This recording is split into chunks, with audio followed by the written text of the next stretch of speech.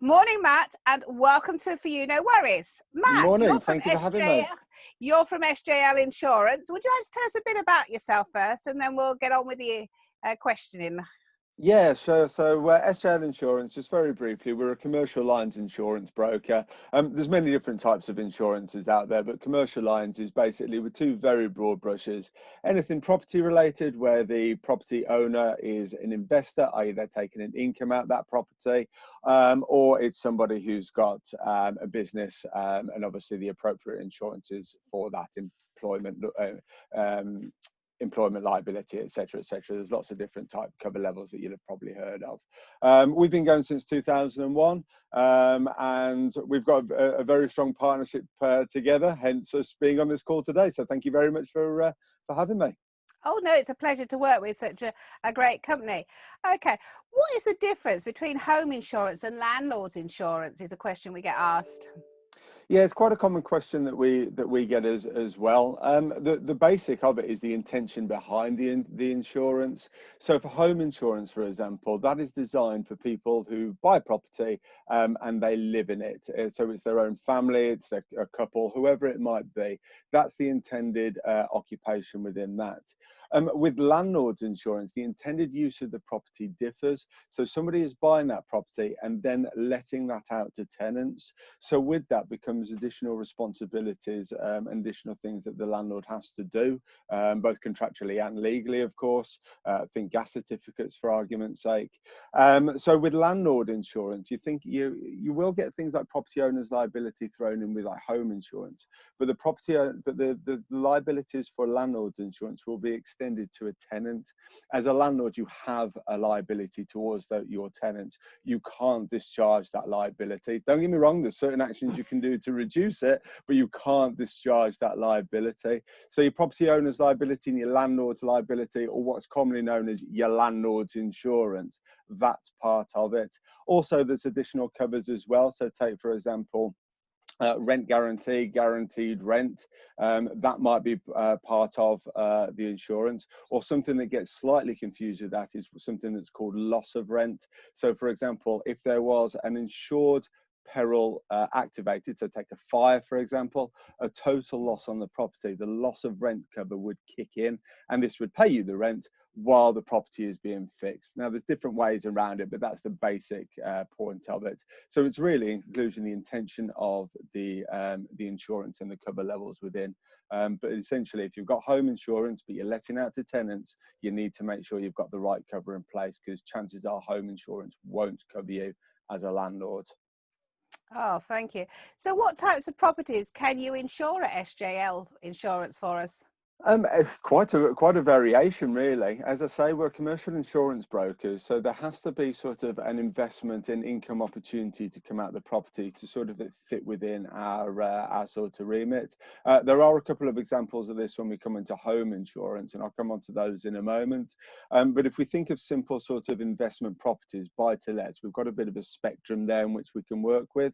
On one side of the spectrum, it could be something as simple as a property owner letting out a room in their flat via Airbnb or other such websites. Because there is an income being generated out of that room via a lodger, that falls into some more commercial insurance. So the insurance needs to be looked at from that. If we go to the middle of the spectrum, the most common thing is, you buy a property, whether that be a HMO, whether it be designed for professionals, whatever it might be, you let that property out as a landlord. That's about as simple as it gets. On the other end of the spectrum, it could be something very sizable. So a purpose-built block of flats, for example, where we're insuring the entire fabric of the building. Now, I've spoken there about residential properties. Apply the exact same thing to commercial properties as well, where instead of a tenant being in there, somebody living there, somebody using it as their home, it'll be a business going in there. So we'll deal with the properties as well. As I say, if we're dealing with the commercial insurance for the fabric of the buildings, we can also deal with the businesses in there as well. So a little bit outside the property, but we can deal with the businesses in there. So yeah, there's quite a spectrum, but as long as there's that investment opportunity, we can deal with it. Brilliant. And do I have to have landlord's insurance if I've got properties? It's not a legal requirement. There is no legal requirement. In the UK, there's only two insurances where there are a legal requirement. You have that. The first one being your employer's liability. So if you're a business owner, you've got employees, you have to have employer's liability. And there's various things with that. For example, you've got to display the certificate. The other one is obviously motor insurance that you have to have. But from landlord's insurance, you don't have to have it. Having said that, though, it's very advisable to have that. In most cases, buying a property is going to be quite possibly the largest asset somebody buys. It's going to, if you're looking at finance, it's probably going to be the biggest debt that you ever have, or what hopefully be turn into an asset, but definitely from a finance point of view. So in terms of something were to go wrong with that, you're going to have very deep pockets in order to be able to rectify the problem. So if there was a total loss on the property, a fire, a storm, you know, there was only storms yesterday coming through from where I was based, it can have adverse effects to the property. A well-placed landlord's insurance and a well-designed landlord insurance will cover you for that.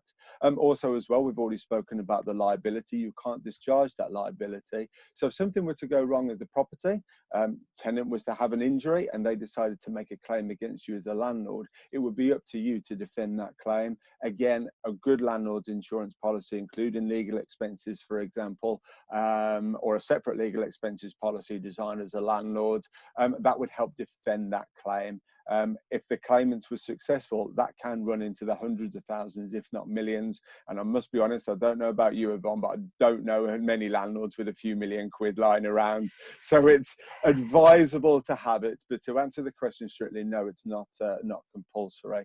So yeah, that's probably the thing. What I would say to most landlords is have a quote. You know, come to me, have a quote, and we'll see what we can do. You can see how cost effective it can be.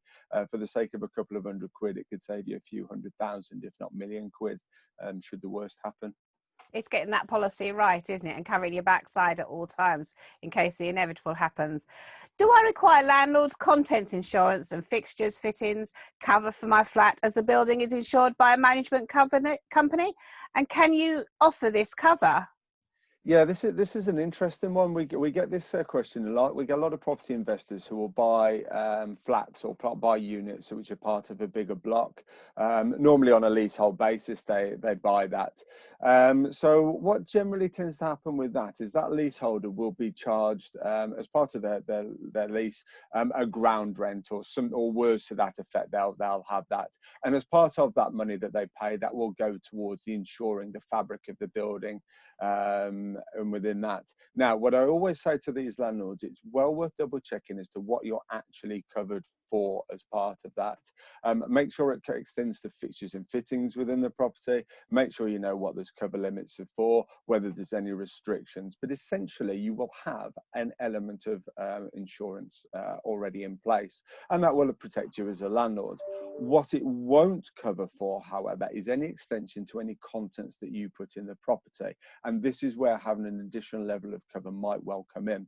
So what we would look to do was cover and extend your liability through the contents that are put into the property. Now, if those contents don't amount to much, you do tend to find that a lot of landlords will say, well, oh, I haven't got a lot of money, a lot of things in the property, it doesn't really matter. Fine, I get that if they've only left a few bits and pieces in there, but it's also, as I say, extending that liability for the landlords. So, for example, if a tenant was to be injured as a result of one of those contents in there, and you had the appropriate additional level of cover in, it would help again defend that claim. If you didn't, could be on your own for it. It's all about speaking to the specialist, isn't it? Not trying to do it yourselves. Now, do I have to get separate quotes for landlord building insurance and rent guarantee insurance? It depends on your broker really and what access they have to market. Now, there are a lot of products out there where the landlords cover the buildings and the contents, for example, that we've spoken about earlier. A lot of brokers will have access to a legal expenses and rent guarantee product, which can almost be bolted on, for want of a better word. So even though it might be two separate policies, it would be with the same broker. So you should only have one phone number to call if there's any issue. The other way of doing it is, yes, you take landlord's insurance yourself as the property owner. There's something called insurable interest. Basically, you have to have a financial interest in the thing that you're insuring. So a letting agent can't take that on for you. You as the landlord have to insure the buildings. But in some instances, letting agents have access to rent guarantee policies. And we work with many letting agents up and down the country and give them this policy. Now, a letting agent will have a financial interest in the tenancy as long as they're managing the property. Therefore, they have what's called insurable interest. So in simple terms, if all the tenants stop paying their rent, the letting agent isn't going to get their managed fee from that. If they're not getting a management fee, they're not getting an income. Well, there's only one way that business is going to go. Now, if they can insure against that tenancy, so the tenants stop paying the rent, obviously they're going to get their rent via the insurance, going to get their management fees, etc., etc. It helps protect them. So that's where the insurable interest is created. And there's a lot of agents that have access to that. So if you're a landlord and you've got a property, it's well worth having a quick chat with your letting agent to see if that's something that they can offer on your behalf. But you would have to be on a managed basis for the letting agent to have that insurable interest. Again, if they don't, they can refer you to a broker such as us, and we can do you a separate policy. But there are a few caveats on that with rent guarantee insurance, depending on when the tenancy started. The idea is that the rent guarantee insurance should start at the same time as the tenancy, and there shouldn't be sort of delays on it. If there are delays, there will be penalties in terms of being able to claim if the tenancy started before the insurance did. But yeah, there's plenty of options on that. Brilliant. And how do I work out the reconstruction cost for the insurance quote? This is quite an interesting one that we get. Now, depending on the insurance broker and depending on what agencies they have, it will depend on what type of landlord covers they can provide. Now, there's two ways in which you can get any property insurance. This is via blanket cover. So this will be where the insurance provider will say, we will cover any rebuild value up to X amount, whether that'll be £500,000, £750,000, £1 million. It just depends on that policy. So it's quite a simple way of doing it in that you don't have to work out your rebuild value. If you think your rebuild value on the property is less than £500,000, great, it's nice and easy. You've not got to work out any figures. If you think it's over, then obviously you're going to have to find cover that covers for more. It's important probably to note at this point is, as insurers, we don't work off the market value of the property when it comes to rebuild or reinstatement. We work off that value. So if you were to have, as a landlord, if you were to have a total loss on the property, fire brings it to the ground kind of thing, you still own the land. Might be on finance, it might be on a mortgage, for example, but you still own the land on which the property once stood. So what we're looking at there is the cost it would take to remove the rubble, any architect's fees, any environmental fees, obviously labour costs, material costs, what it would take to rebuild that property in the same state as it was before the loss happened. So that's what we work off. So take a property in London, for example, the market value, what you could sell it for, is probably going to be quite drastically higher than the reinstatement value. Go around the country, those figures come together somewhat, and it has been known for them to go the other way, of course, but that's what we're looking for. Now, in ways to get that, there's different ways you can get it. First of all, employ a surveyor. Obviously, there's a cost attached to that, but they will give you a market value, a rebuild valuation for the property. Obviously, if there's any mistakes, you have a right to recourse as well through their professional indemnity. So if they give you the wrong information, you enact upon that information and it's wrong, you've got some right of recourse. Obviously, as well, the other way of doing it is go to the ABI, the Association of British Insurers. Just type it into Google, the ABI Rebuild Calculator. It's a free service. You log in your email address, put the square footage, your square meterage of the property, how many stories it is, the condition of the property in terms of is it in good state of repair, etc., etc. And it will give you an approximation. Now, it's a range that they provide, and it will say 150 to 175. So that'll give you an approximate rebuild valuation. It's well worth having a look. What I will do is I'll supply that link for you to put in the comments as well afterwards. Oh, thank you. Just double checking. Now, it's important to mention at this point, if you've got commercial property, there is a lot of people that underestimate what the rebuild value is, and the same for residential property as well. It's well worth just doing a quick check, even if it's just go on the ABI rebuild calculator. But if you've got a commercial property, every few years, it's probably worth employing a surveyor to come round and actually have a look and give you a valuation for it. At least then you know it's right every few years. Oh, thank you. So what tips can you give me to get a good landlord's insurance deal? Excellent. Yeah, again, we do get this question quite a bit. There are a number of things that we can do. The first thing I would recommend any landlords, keeping on that topic, is know your insurance dates, when they are. Now, I'm not sort of taking you've got to know the exact date in which it renews, but you need to kind of know what your deadlines are on this. So, for example, today's the 17th of June. If it was on the 17th of June, it was quite complex. You'd be up against it to find competitive cover. So if you know your deadlines at 17th of June, my suggestion is to start at least 4 to 6 weeks beforehand in terms of starting to look around that. Within 4 weeks of your renewal date, and we'll use, as I say, the 17th of June is that deadline, your current insurer should provide you with your renewal terms. So you know already what you've kind of got a bit of a benchmark in which to work. Once you've got those terms, my suggestion is to go to a broker, again, like us, maybe have a look on a comparison website to Go Compare, Money Supermarket. Obviously there are available, and it might also be worth having a little look on directly with an insurer, just for price comparison. There are ones that advertise on the television quite regularly. There's advantages and disadvantages with those. So using a broker, first of all, you've got somebody you can chat to. A broker will have access to markets, and they will have access to specialist schemes as well that aren't available to Joe Public. It may well seem sort of a bit of an old school way of doing it, but you might find out you get yourself a better deal that way.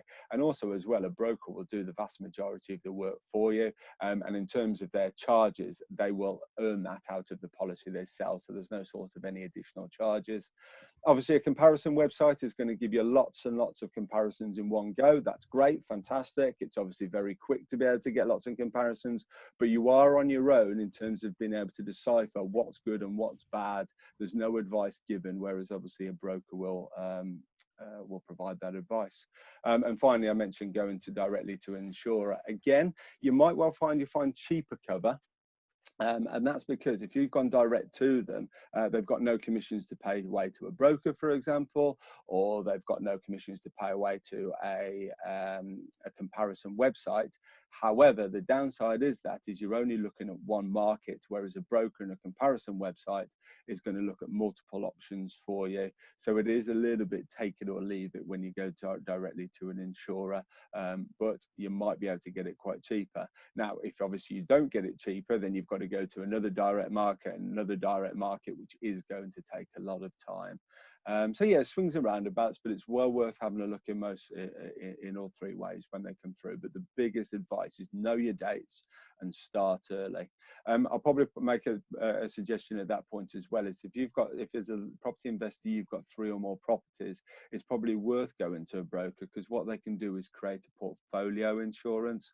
So what happens is the first one goes on cover on the 17th of June, for argument's sake, and then when your next one comes up for renewal, they will add that to the policy on a pro rata basis, taking the cost in consideration to the 17th of June the following year. You buy another property in December, they'll add that to the property on a pro rata basis. And all 3 properties will then renew on the 17th of June next year, meaning your admin is reduced quite considerably. Let's be honest, insurance is exactly the most glamorous of subjects out there. So anything you can do to make your life a bit easier for it, great. But again, also as well, as I say, know your renewal date. It makes it a lot easier if you've got multiple properties. Also as well, if you've got multiple properties that you're presenting to an underwriter, the chances of you having a problem on all 3 properties, sticking with that example, is probably quite slim. Therefore, you should be able to negotiate yourself a better price. It's all about going to the specialist, isn't it? Like yourselves. And obviously your guys that obviously do the phone calls do a very holistic fact find and draw out the questions from the client so they get the right information and the right policies set up for them. Because when somebody says, I want landlord insurance, I guess it's just like, well, you know, what do you want? What do you want me to go? But I guess your guys are trained now to ask the right questions, to draw out the information. Yeah, obviously, from our point of view, we're very heavily regulated with the FCA, the Financial Conduct Authority. We've got in-house compliance team as well. All our files are audited, make sure we're saying the right things. One of the big things that has come out over a number of years recently, but something that we're doing is making sure, as you say, we're providing options to the landlord. So we mentioned earlier, if you get somebody coming through saying, I want buildings insurance for a HMO, well, actually, we need to do our due diligence and make sure that we've offered them all the policies that be relevant for them. Landlord doesn't have to take them, but we have to make them aware that they've got the options there. So, for example, we would say, look, you know, do you need legal expenses insurance? Do you want me to do a quote for that? Do you need me to look at rent guarantee insurance for you? Do you need me to look at let emergency cover for you, etc., etc.? And there's a whole host. Obviously, when you get into the realms of business, it's getting into cyber cover, which is obviously a big topic at the moment, as well as other covers. So yeah, there's a lot of things that we have to do when we go through a quote. And also as well, you can glean quite a bit of information when you're speaking to a landlord, depending on the reaction of how they answer. You can sort of probe a little bit. So if you ask a sort of question, you know, are you 25 meters from a river, stream, or watercourse? I don't know. So, well, hang on a minute. Well, what have you got on right next to a canal? Okay, we can provide advice on that, for example. So, by people's tone of voice and the way they answer questions, you can glean a lot more information than you can by going on a sort of, you know, internet computer says no, it's going to give you yes, no, maybe. It's kind of black and white, whereas obviously with a broker, we can deal in shades of grey as well. Brilliant. And do we have any news? Because obviously with this bizarre situation we're in at the moment, people are looking for maybe payment holidays or reduced payments. Have you seen anything like this coming through on this side from landlords making claims? Yeah, absolutely. In terms of obviously the COVID-19 situation, from a property point of view, it kind of obvious. Property isn't affected by, the property itself isn't actually affected by the virus. However, properties are still affected by storm, wind damage, tenants, etc., etc. So in terms of landlords not taking cover, we've not seen any change in that. It's been pretty much business as usual. Where we have seen a change in certain markets, especially in the student market, is HMOs. Obviously, students have gone home, properties have been left vacant for an extended period of time, and landlords have come to us seeking specific vacant insurance cover for that. So it's worth mentioning, if you do take landlord insurance, obviously know what you're covered for, as I would suggest to anybody in any insurances. But when the property becomes vacant after a certain time, a normal landlord's insurance policy won't be valid anymore. So you need specialist cover in that. So it's definitely well worth double checking. So we've seen a lot of that, people moving over from occupied property insurance to unoccupied property insurance. Oh, thank you. And how can we get hold of you if we want to draw the landlords and these property investors to you and developers? What's the best way to get hold of you? Obviously, you've got our website, www.sjl-insurance.co.uk. Phone the number, which is 01905 27775. And if you want to get through to me, use extension number 228 when prompted. That number is correct. We're on the old phone exchange. It actually is only 10 digits long, so we're there. And of course, you've got my email address, which is m.robinson@sjl-ins.co.uk. Even if you just want a bit of a chat, if your insurance isn't due yet and you want to give me your details, and I'll call you in December when it becomes due, as I say, know those dates, that's fine. Just drop me your details and I'll call you, then we'll have a chat when it becomes a little bit more relevant. Oh, brilliant. Thank you so much for doing that. It's really been interesting. And that. So thank you very much for joining us at For You No Worry to talk about property insurance and that. So well done. Thank you. That's been fantastic. Thank you. Good.